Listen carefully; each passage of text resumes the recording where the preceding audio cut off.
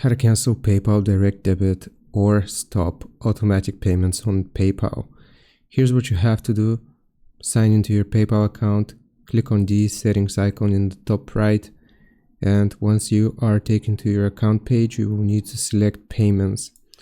Once you click on payments, if you scroll down, you will see a section for automatic payments. View and update all your subscriptions and automatic payments. You want to click on that option.